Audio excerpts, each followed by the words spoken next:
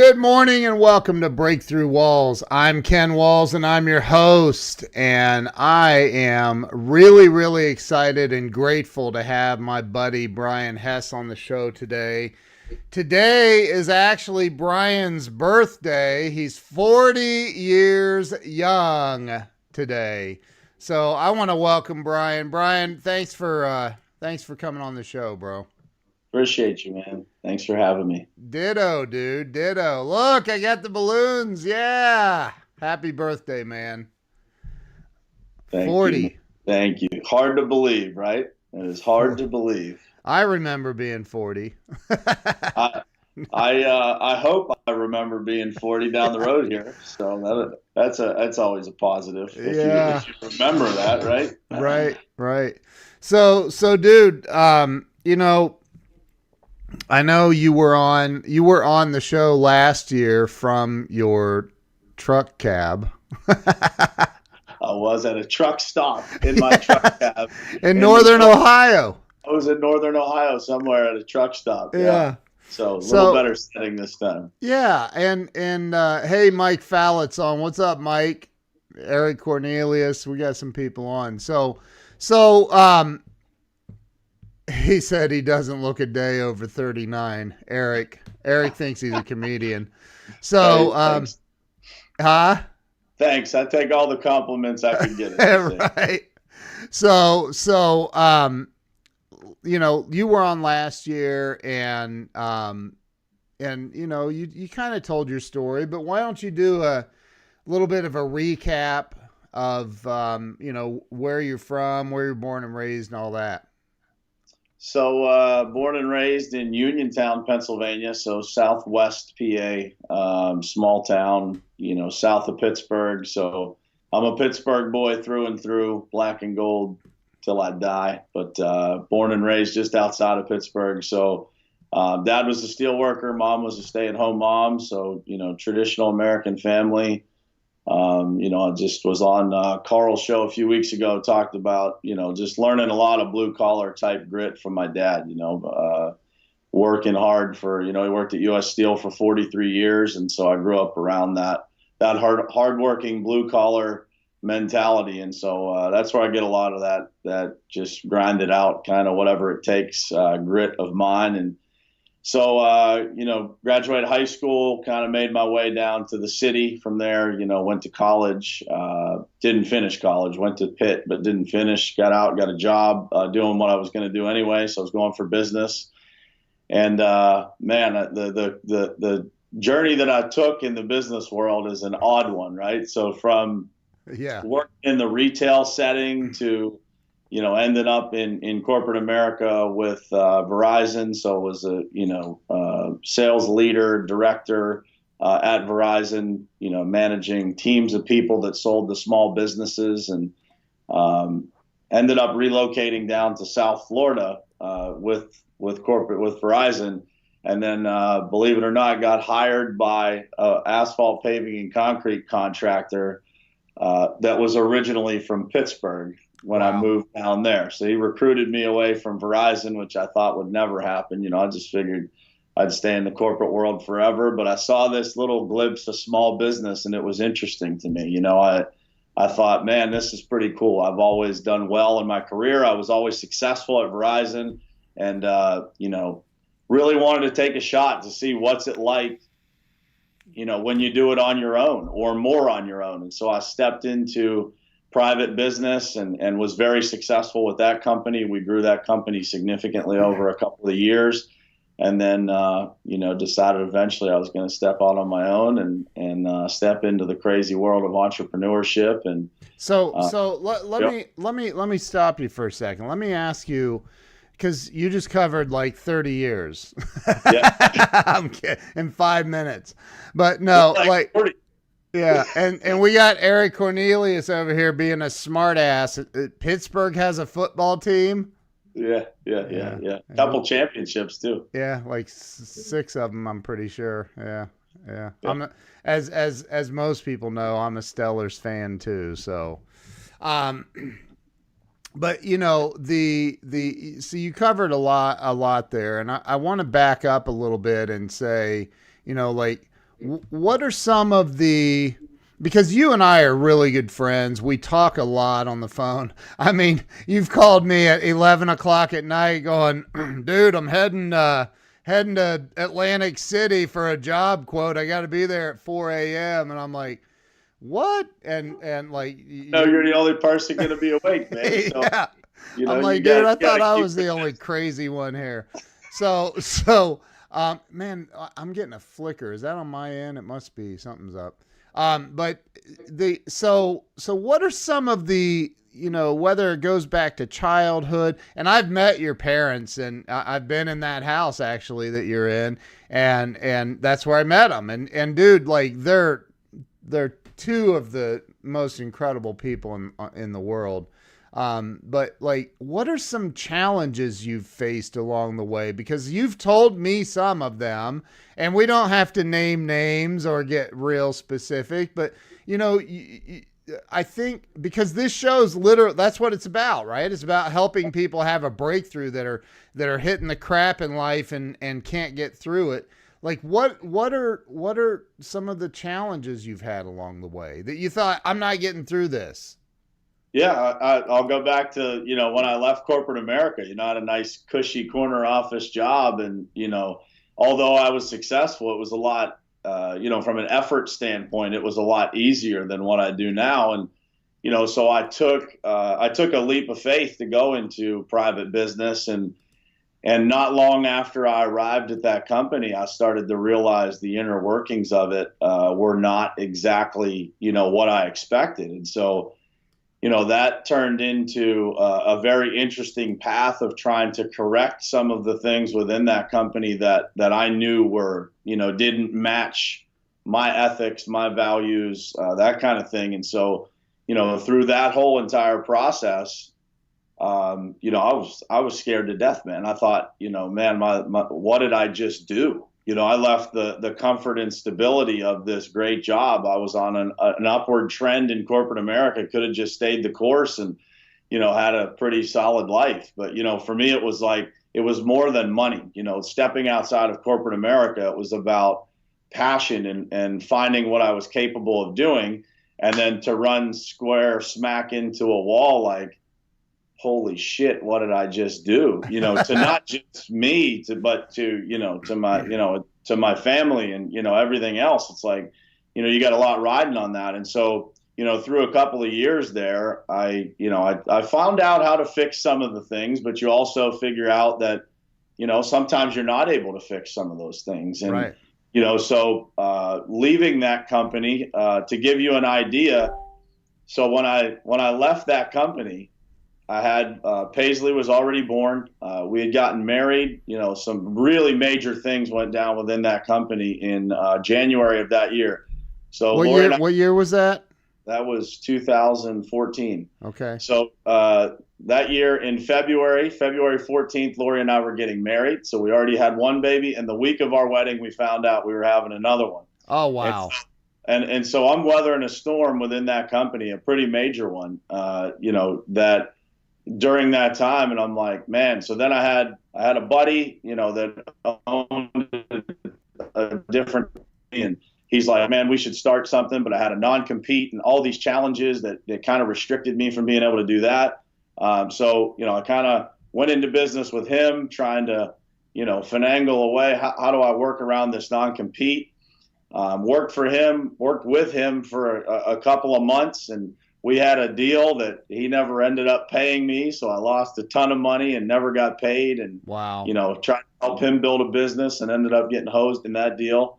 And then from there, and I always tell this story a lot when I'm doing sales training. Never make a decision in your life out of desperation, because every time I felt nervous, I came from a corporate America career of, 8 years, 9 years, 10 years in corporate America, right, with multiple companies. Yeah.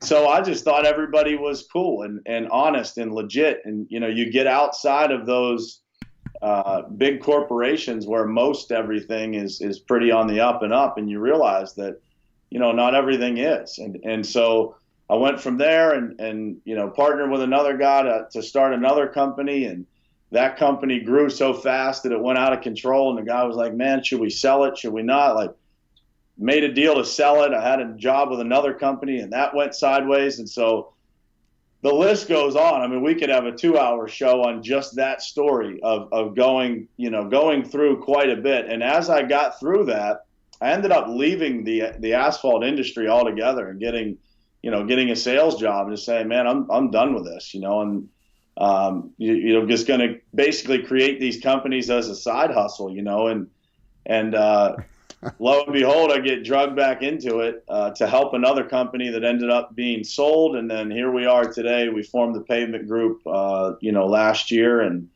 the rest is history, as they say. But and to go back to your point, the challenges never stop, man. I mean, it's a different set of challenges every day. And I will tell you, yesterday was a phenomenal day. We got a couple large contracts that came in, but we've gone through some waves this year of just, you got a lot of momentum, and then it seems like the momentum kind of falls out from underneath you. And then, what do? One of the things that I'm going to record a podcast here on is how do you gain momentum back when you feel like you're at a standstill? Dude, and you know what? Look, first off, I have to say hello. There's some hot chick on here named Lori Lynn Hess. Do you know her?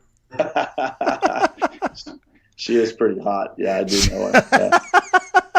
She says, just look at you now, babe. Love that. That's awesome. Chris Bretzler's on here. Oh, snap. Who's that young guy? So, and that's the thing, man. One of the cool things about social media is how many people that are out there that support us, that we've become friends with, that we've been able to help. And I know that you do coaching, you do training, and a lot of other really cool things besides your primary business. And you have the opportunity to help people, but that's he said that was for Ken. Oh, so nice. Yeah. I'm 10 years older than you. I know I don't look it. And there's your mom. Oh my gosh, dude. So, but you talk to people that hit those, I mean, you and I've talked about it where you've had challenges or I've had challenges. You called me one day, you're like, I just lost $25,000 on a job or something. I was like, whoa, dude. And so, but people don't understand. They see, and I think social media is great, but I also think that people just see a picture.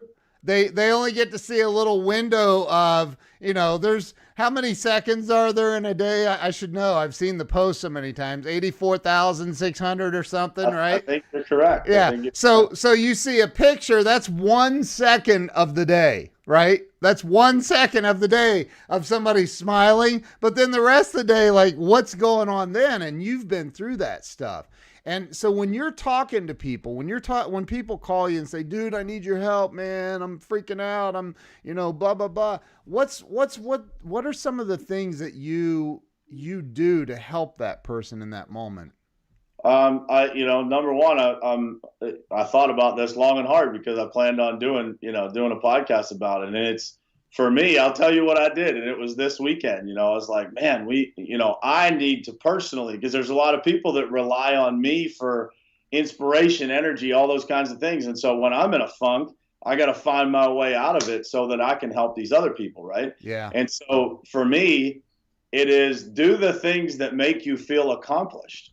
And so what I did this weekend, man, and I'm a weird cat like this, but I literally washed my truck and cleaned the inside of it, like to the point that it was absolutely spotless, because I had to go on the road this week and I wanted to get in that truck and feel like, man, this is I'm in the zone, right? I got to stop you right there. Dude, that's freaking powerful. Believe it or not, I don't care. And let me say this too. A lot of people have shared this out, and I want to say thank you. I'm sure Brian thanks you too. A lot of people have shared this out. So that's awesome. But dude, that's probably one of the most powerful things, as simple as it seems. That's one of the most powerful things ever said on this show. When you do those little things, right? Clean your truck, Wash the dishes. Put them away. Do those little things.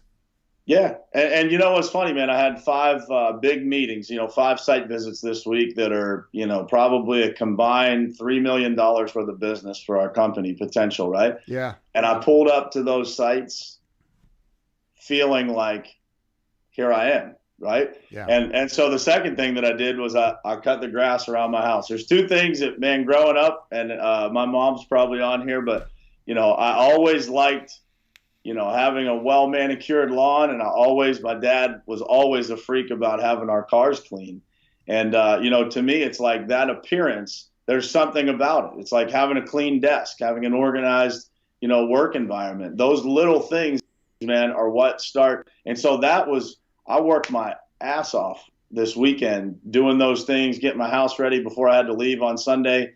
And, that created the momentum that when I got on the road, man, I was like, I was in the zone. Then I started listening to audiobooks. I think I shared with you, I was listening to David Goggins, and then I went straight from David Goggins' Can't Hurt Me into Jesse Itzler's Living with a Seal. And you start to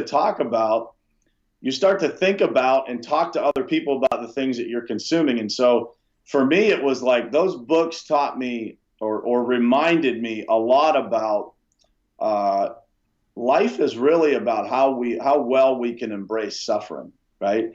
And so the more that you can appreciate that suffering for what it's doing for you as a person, how it's improving you as a human being, it's all about perspective, right? It's like, I don't look at those things anymore and say, why me?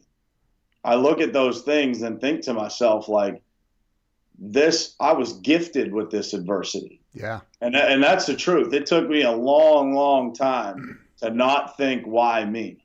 It is a gift to go through those things, because if you catch it in stride and you can internalize those things and you've got the right people around you to support you through those things and get you through, man, on the other side, it's just that much better.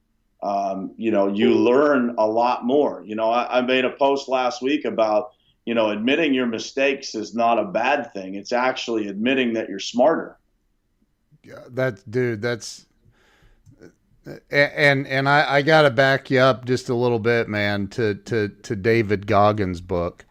And I listen to, I recommend that book literally every single day to somebody, like every day. Can't Hurt Me by David Goggins. If you think your life is tough in any way, it's all about perspective, right? It's all about perspective. And holy crap, man. Like that dude, and nothing stopped him. Like nothing.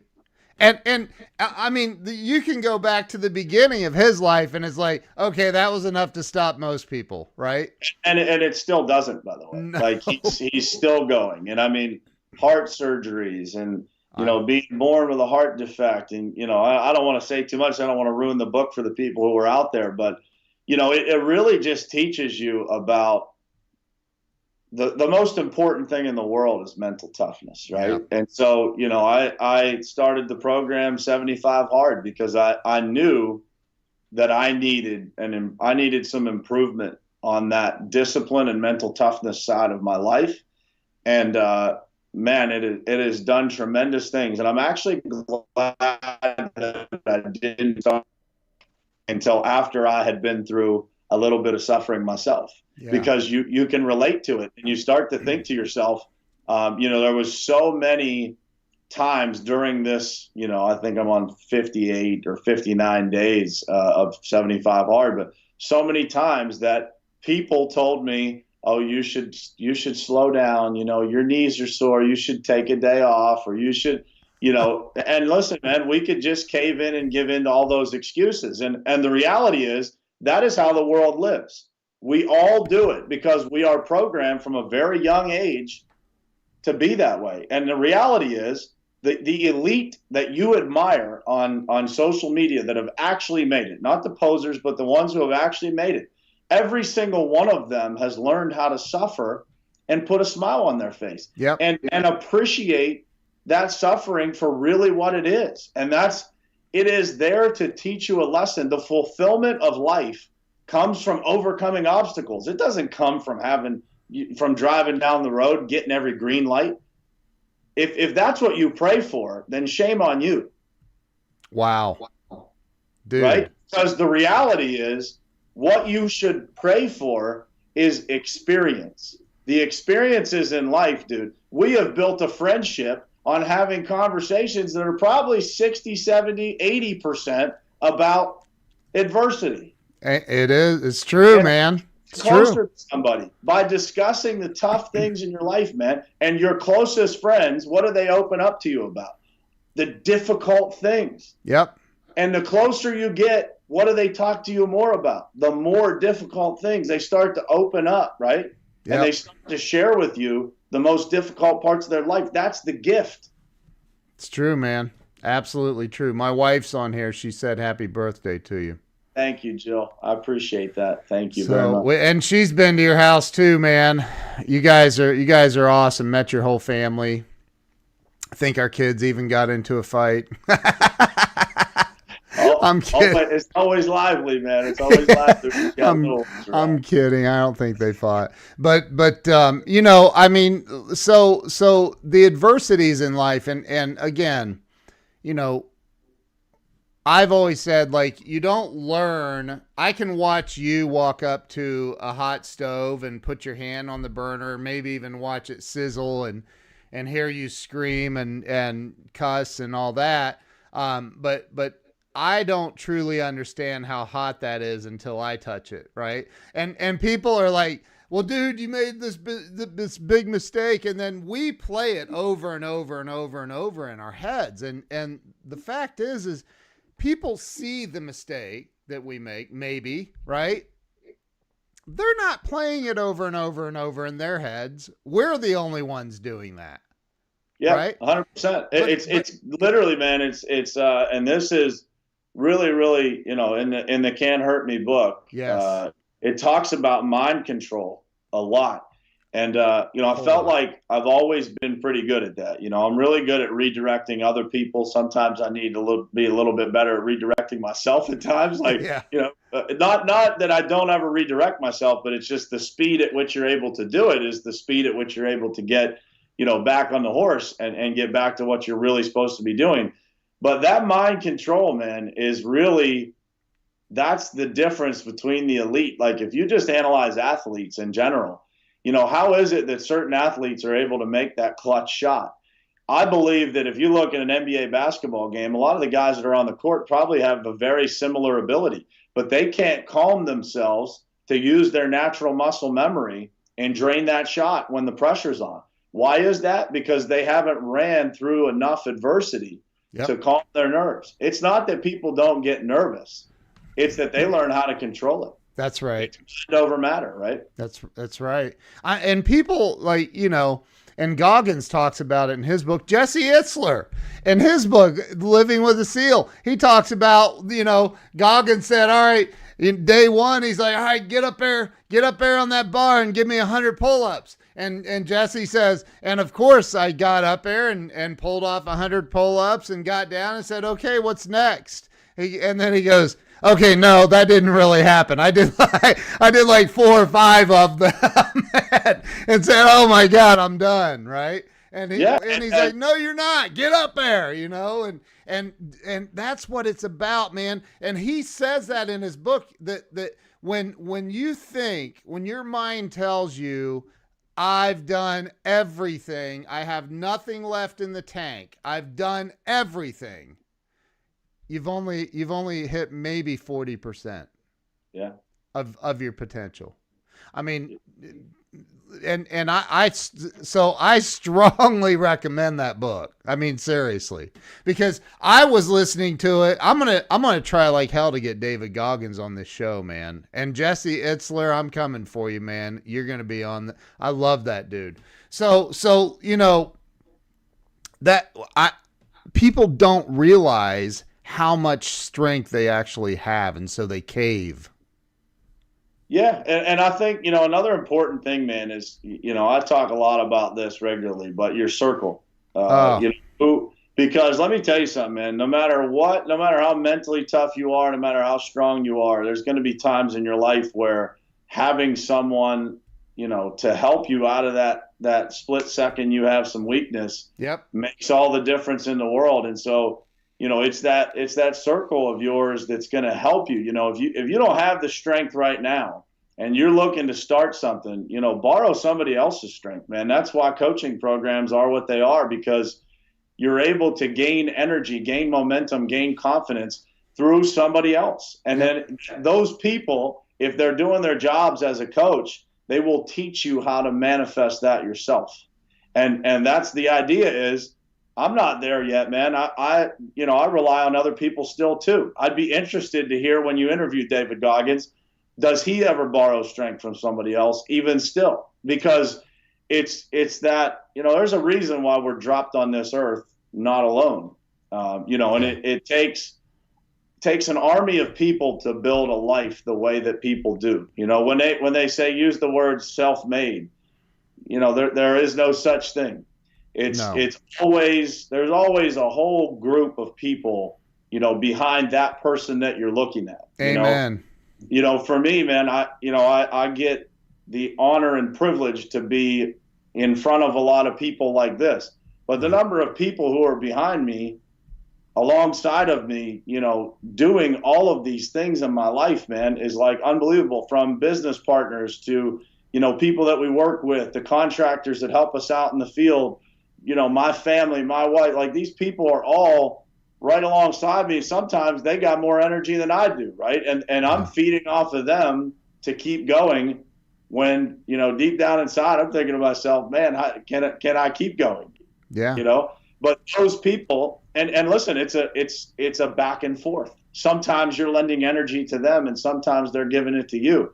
That's what it's all about. That's what having that circle is all about. And, man, this morning I woke up and I sent my wife, one of my buddies sent me a video this morning while I was at the gym, and like, it literally made me emotional to watch it, man, because it was like, just wishing me a happy birthday, thanking me for being a good friend. And, I said to my wife, I'm like, I got chills right now just talking about it. But like I said, man, if you ever wonder why I always take those phone calls, or I always, these are the kinds of people that I am blessed to have in my life, man. And that is the jet fuel in the tank, man, of how you're going to get where you're going faster. You're not going to do it alone.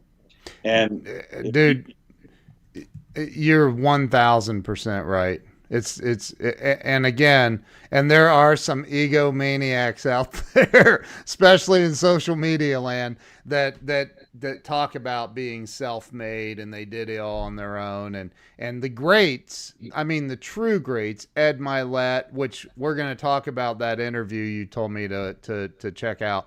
I watched the YouTube version of it instead of listening to the podcast, and holy crap, dude. But Ed Milet, Grant Cardone, these people, Andy Frisilla, these people are like legit, and they always say, you hear them all the time giving thanks to their teams, the people that actually help them get there, right? And Goggins does talk about, I think at some point in his book, I don't remember, but I thought he talked about that he still has a coach, that he still uses. And, you and I both do coaching. We and coach other people and teach other people how to, but like, dude. And each other. We coach each other. And I was getting ready to say that. Like, we reach out to each other, man, when in good times and in bad times. Like you called me, I think it was about a month ago, and you're like, dude, just keep going. And I'm like, I am. And you're like, no, I just closed a big freaking deal, and we won't talk about how much you got in, but it was a big check and all. And I'm like, wow, dude, that's awesome, man. And that's where true power comes from. And that's why I created the show, was just so people like you could come on here and share your story, your inspiration, your strength and hope with other people. And don't ever think that, and a lot of times we celebrate those moments, right? Where, we're having a good time, but, alongside that, behind the scenes there's a lot of, bad times and struggling times and scary times. And the best thing that I could give people advice, that are watching, that are thinking about starting a business or going through a bad time is it will turn, but you have to keep doing the things that got you there. One of the conversations that we had this week within our company was, let's not forget what got us here, right? So when we get off track, how do we get back on track? We get back on track by doing the things that got us to the point where we're at, and having faith in those things that they're going to continue to produce the results that we need. And so it's, you want to talk about that interview with Ed Milet. It's about delivering on a promise to yourself is step number one. And that is when you're going through a rough time and you don't know what to do. You feel like you're under fire and you just want to crouch down in the foxhole and go to sleep. Yeah. What you have to do is take massive action in a positive direction, doing the things that are the right things and the right disciplines that you need to get back to every day. Nobody that you're watching on social media has perfect discipline. They are striving towards having it. Every single day they're working hard to make sure that it gets better. Yep. Like I could tell you a million things with regard to my discipline that I'd like to improve. I try to write in my planner every morning. It doesn't always work out, but you have to work every single day to get that to be a better discipline, a more accurate discipline. How do you do that? Well, you do it by holding yourself accountable and not just blowing it off and saying, oh, whatever. One of the most powerful things in that interview is when they talked about the guy that had lost 400 pounds and then he gained it all back, and he linked it back to one soda that he filled up in a gas station. He walked in to get a drink, and instead of putting it under the diet, he put it under the regular soda. Yep. And that one soda led to him gaining 400 pounds back that he had lost. He was 600 pounds, lost it all, and then gained it all back from that one break. And so that is the importance of discipline. It's the one broken promise that they talk about. And it's not me calling you up and saying, and we'll say you're my coach and you're like, well, Ken, you got to make sure you're making your bed every morning. And I go, Brian, I promise I'm going to make my bed. It's not about me making that promise to you. It's the promise to myself. And that's what they talk about. It's Chris Powell and Heidi Powell. What was the name of their show on ABC? Biggest Loser. No, that was the other show. Extreme Weight Loss or something. Oh, yeah. Yep. Yeah, Biggest Loser was with Jillian Michaels. Oh, that's right. Yeah. But they had, so it was 5.5 years it ran, and they helped 70 some odd people lose hundreds of pounds each. And the people that gained the weight back, they talk about this in the interview with Ed Milet, and they say, it always goes back to the person making promises to themselves and then breaking those promises. It goes back to one broken promise to themselves. I listened to Andy Frisella's last podcast this morning at the gym, man, and it talked all about your personal integrity. And I will tell you, man, I'm striving towards getting better at that. I break promises to myself all the time. And, it's not okay. And that's when I find the best version of myself, it'll have a lot less broken promises. And that is how we all function. And so don't ever feel like, man, I got so far to go, I shouldn't start. It's a journey, man. It is every single day. One of my friends sent me a picture this morning from the gym, and I told her, now let's see that same place. Let's see you in that same place for 75 more days. Yeah. Because it's not about going to the gym once. It's about making that promise to yourself and keeping it, especially when you don't feel like it. And when you do those things, you start to gain that inner confidence that takes you to a whole new level in your life. And it's those little things that add up. If you look at the people that dominate in business, in life, in marriage, and with their kids, it's because they don't make excuses. Dude, and I would go out on a limb to say, and again, there's so many resources. There's so many different people that talk about this very topic right here. I would go out on a limb to say that I would say 99.9% of all failure in life goes back to this very topic. 100%.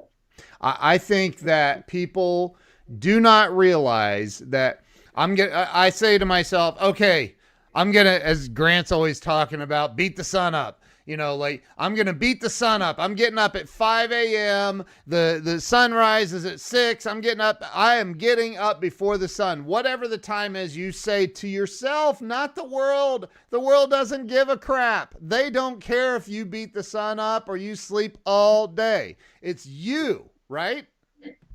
Yeah, dude, I had a guy, it's a great topic. I had a dude send me a DM on Instagram in the middle of 75 hours, 30-something days, right? Yeah. And he said, are you really doing these workouts? Because, I haven't seen you post anything. And I'm like, man, don't get it twisted. I don't do these workouts so that I can post it on social media, and I don't answer to you. Right. I don't have to post a workout to prove to you I did it. It's about me. Yes. I'm sharing it so that I can hopefully inspire somebody else to maybe improve themselves. But I'm not doing this so that you can keep track, man. What's wrong with people? And these are the people that are out there, right, breaking promises to themselves every day. Like, dude, worry about your own damn promises, man. Right. Like, get out of my life and worry about your own. Dude, it's crazy. People are like, it is so much easier to find fault with other people than with ourselves. Always, man. It Always. is, man. It is wild how many people. And I'm like, man, why would you even care? Yeah, because haters gonna hate. It's crazy, man. But it is crazy. It comes with the territory, and that's it's part of it, man. Everybody's gonna think of your reason for doing things from their own perspective, and they're entitled to that. But as I say to a lot of people, man, you saying it out loud or repeating it doesn't make it true. Oh my God, that's true, man. That is true. So dude, like, I mean, we could probably wrap it up right now, but I don't want to. But I mean, and the reason is those broken promises to yourself. Like, it's so simple. I've made some changes here lately.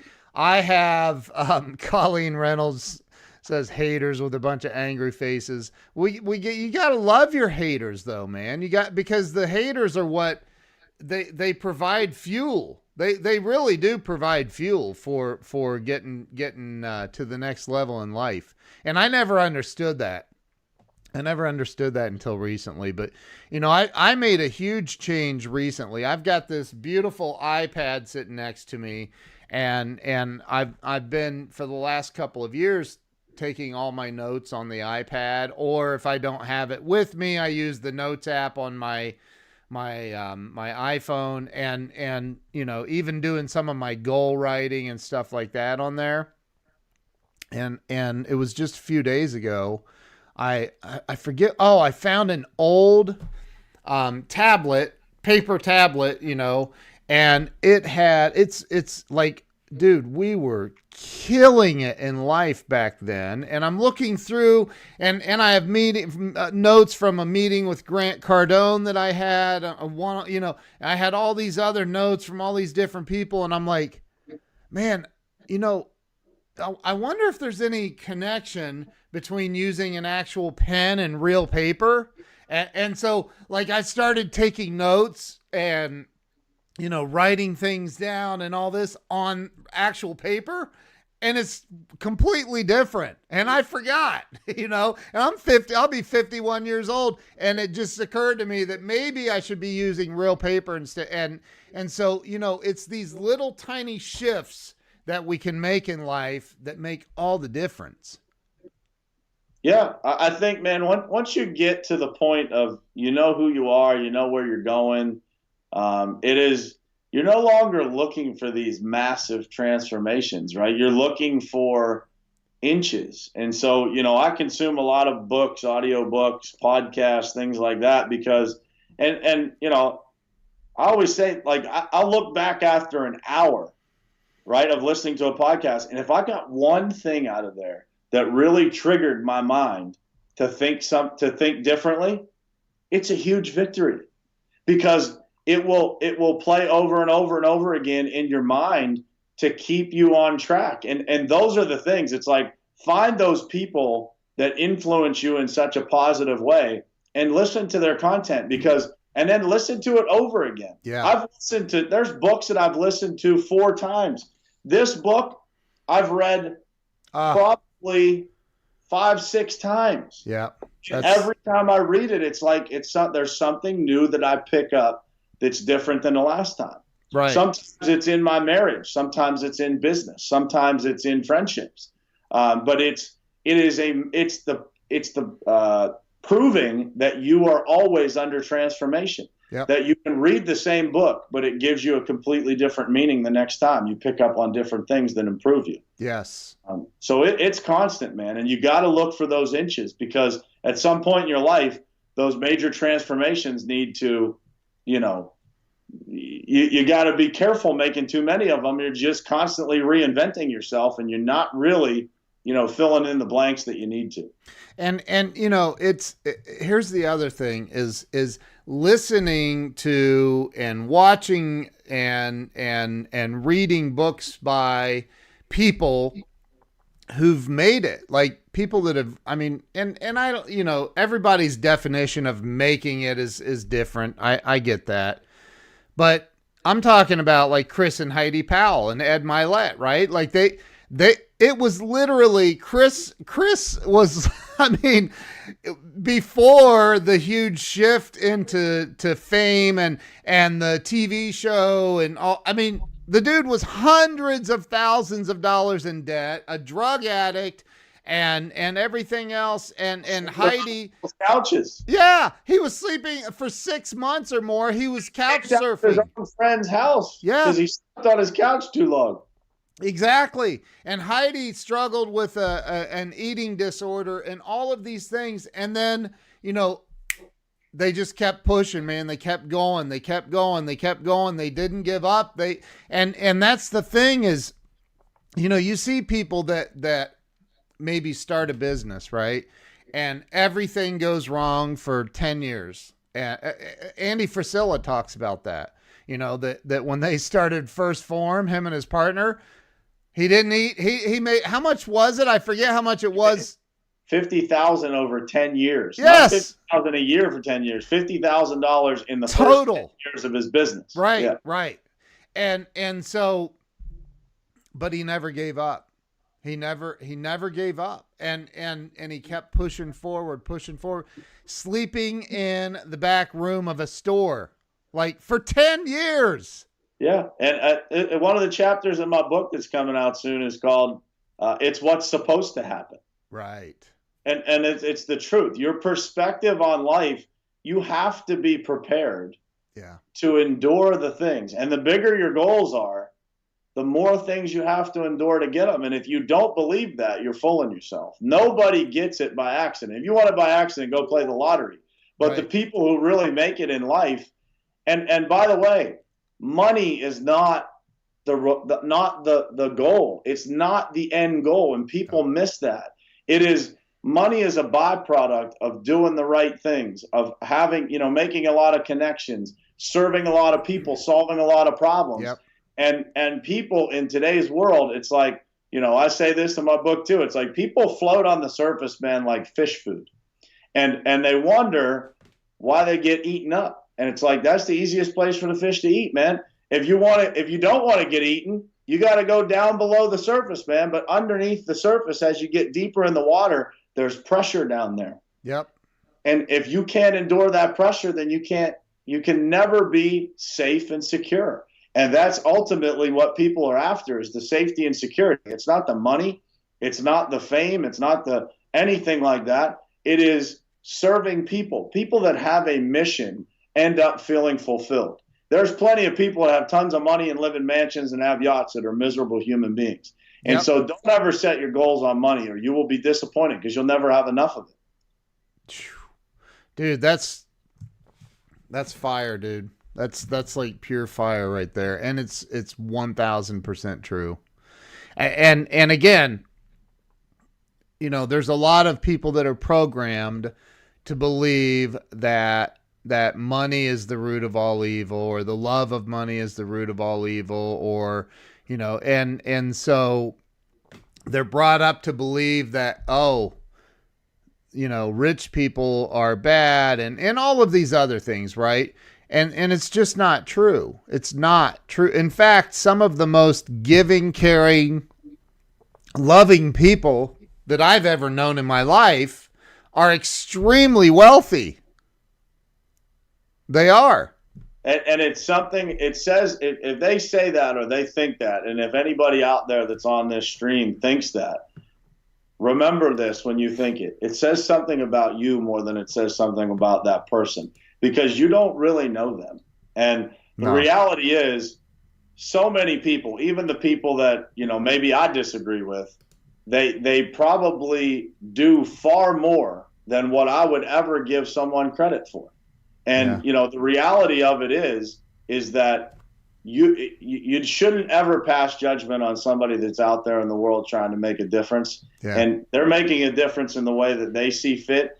And the less judgmental you are, the more satisfaction you'll have, the more you feel whole. It's not about dragging other people down, man. It's about lifting everybody up. And, today is my birthday, and I know we're probably coming to a close here. If anybody watching this stream, whether it's live or on the replay, if you want to do something for my birthday, here's what you can do. Do something kind for somebody else today, right? God has blessed us all with another day and to live and experience each other, experience the world. And, at the end of the day, we all have a responsibility to each other to make the world a better place. It's not about what you get. It's about what does the world look like after you make an impact. And that is the most important thing that we can do in the world, is to do for others. And so, just be kind to somebody, hold the door, shake somebody's hand. I got kids behind me there. I see them back there. That's so cute. But they just came in the house, so my daughter is she's peeking in. Oh, there's her friend. So, dude, I love that. Like, and again, there's so many people that say, they mouth the words, oh, I'm gonna, I want to help people, and let's get our tribe together to help people, and like, what are you really doing to help people? Like, what are you really doing? Holding the door. I did it at a restaurant yesterday. I held the door. For a minute, I thought, man, I think I'm the new doorman at this place, because like, I held the door for one person. It turned into like 8. And I'm like, but that's all right, man. You gotta do those things. You've got to do those things and help other people, man. Help other people. Yeah, do the right thing. I just posted last night. I said, do the right thing, especially when it's uncomfortable, because that's usually when it's needed the most. And that was a conversation between my wife and I yesterday. It was like, I was having a conversation, and she was in a situation where, she just kind of let something slide that somebody had done, something bad in the past. And I said, like, I get it. It's uncomfortable, right? You don't want to be amongst a bunch of people and then this person, but if you don't do the right thing always, especially when it's uncomfortable, then you're not helping people. Right. You're looking at it as, oh, I don't want to be the negative person. But sometimes, not letting somebody off the hook is giving them a gift. It's not you're being a bad person or you're being difficult. It's like, you're not allowed to do that, man. You don't get to come and do something negative to someone's family and then just, get forgiven in an instant. Like, that person has to, they got to process, right? And, it's uncomfortable sometimes to be in those scenarios where doing the right thing feels really awkward or really, can be uncomfortable. But doing the right thing, and especially when people aren't watching, and especially when it's uncomfortable, is what makes the world a better place. Dude, I as you know, and a lot of people know, I'm a recovered alcoholic with 17 years sober almost. And, it's incredible to me because I learned a long time ago, it does not matter what you're, and that, I stopped drinking way before social media even existed. Like, I think MySpace might have been around, but like I quit drinking way back in for that, huh? Yeah. What's that? I said, thank goodness for that, huh? Yeah. Right. So, but like, I quit drinking way back then, and it's, and Chris and Heidi talk about this, the broken promises. The reason we break promises to ourselves is because we are doing it. It's not like if I decided someday I'm going to drink and I'm going to relapse the chances of me going out with Brian Hess or any of my other friends that know that I'm a recovered alcoholic, like, you'd beat my ass. And you wouldn't allow it to happen. Right. But like, it's probably going to happen when nobody's watching. It's going to be when it's the guy at the Coke machine. Instead of getting a Diet Coke, he got a regular Coke. That broken promise it's when nobody else is watching. Stop putting stuff out on Facebook and Instagram about how awesome things are, and start taking care of your crap when nobody's watching. Stop breaking those promises, right? Absolutely, man. And that's the problem is that our own personal accountability, a lot of times, like, people don't take that serious because they think, you can, use this analogy. Like, if somebody told you they were going to come help you move, or, they told you they were going to come take your kid to a birthday party, and they didn't do that, and they're a friend of yours, you're probably not going to be friends with them anymore. Right. But we let ourselves break promises all the time, and there's no punishment. Right. It's not the same. Right. And so we have to hold ourselves to a much higher standard than we all typically do. And I'm telling you guys, pay attention to the people around you, because here's what happens. And my mom's probably still on here. My mom will love me no matter how bad I screw up, right? Yep. So no matter what I say to my mom that I didn't do, she will say, it's okay, you work hard, and blah, blah, blah, and it's okay, and it's okay, and it's okay. Yep. And that's what my mom's supposed to say. But that shouldn't give you an excuse to go out and not do the things that you're supposed to be responsible for because nobody's watching, or because your mom told you it was okay. It's not okay, and it's not okay. So stop not holding yourself accountable and start making a difference in your own life. And once you start making a difference in your own life, it will be amazing to you how many other lives you'll impact just by doing the right thing. Dude, that's so powerful, man. And you're right. The people that love us, that are around us, will help us justify breaking those promises, man. 100% they do. And they don't do it out of malice. They do it out of love. They love you. Right. And they want you to be safe and comfortable. Like, when I started 75 Hard, it was like it was a weekend. It was the day after Easter, I think, or maybe it was Easter. Yeah. And I had my knees sore. My mom said, "Oh, you just need to take a break. You work too hard. You should take a break." Yeah. I'm not take a break. And you know what? 3 days later, after I ran on that sore knee, it was perfectly fine. Yeah. But the reality is, my mom cares more about me being safe. Yeah. That's her job. And right? it's good. It's good intention. I love your mom. She's amazing. My mom loves me. That's what she's supposed to do, is keep me safe. That's what your job is as a parent, as a friend, as a spouse, right?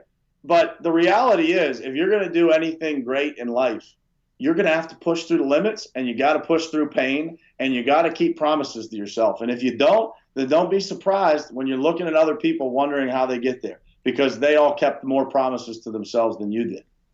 Wow.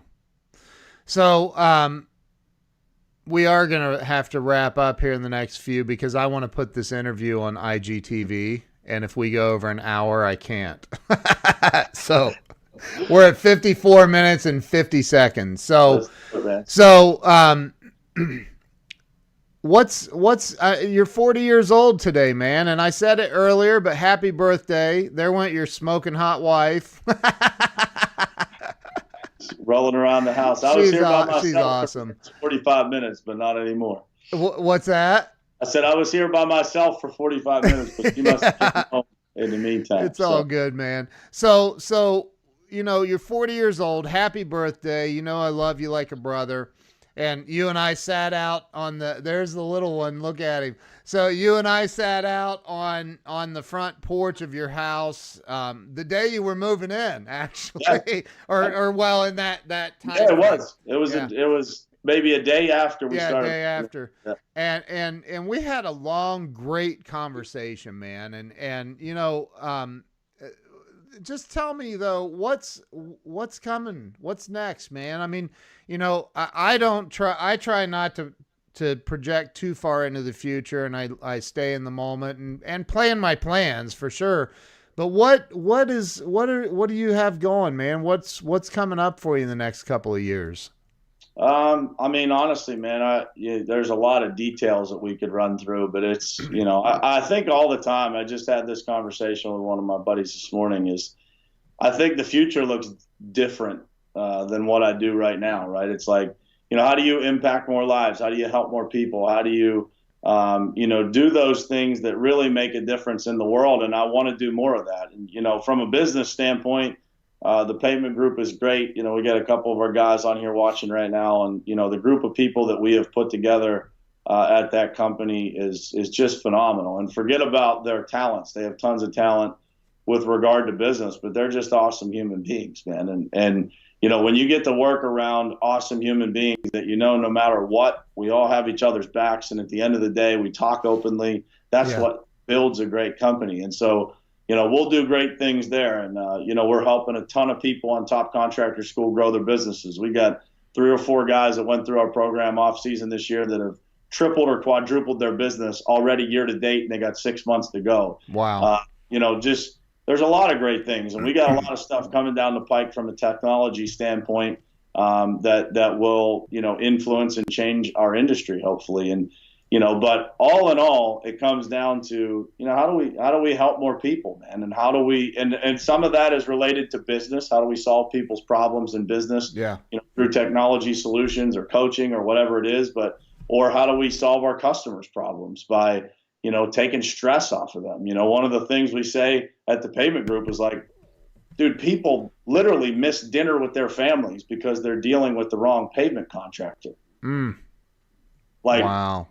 We're trying to solve. It's not about paving your parking lot. Lots of people can do that, but we're trying to impact people. And when we maintain that focus, at the end of the day, there is no limit to what impact we can make. And so, love it, for dude. me, it's working on myself as much as I can so that I can in turn, hopefully help a lot of other people. And then, through that, just maintaining the focus in everything that we get into that's, trying to solve problems, man. Yeah. Trying to make it. So, dude, like we're down to a minute and a half, and first I want to say big happy birthday. Thank you, man.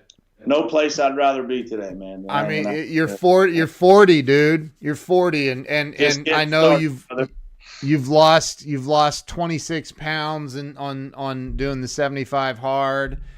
23. What? 23 pounds. My bad, dude. You look fantastic. I know things are going great for you. And listen, happy birthday. Thank you for everything. And everybody go follow Brian on Facebook, Instagram, everywhere. Like they can follow you everywhere, right? Yep. All the platforms. It's Real Brian Hess, REAL Brian Hess. You can find me everywhere. Brother, I appreciate you coming on, sharing some of your inspiration and hope. You're a good dude, man. Really appreciate you. Right back at you, man. Right back at you. All right. Happy birthday. Thank you, man. Thank you. We'll see you later. See you guys later. Thanks so much. Thanks to everybody who shared. If you're not following Brian Hess, go follow him right now. Dude's badass. Appreciate you, brother.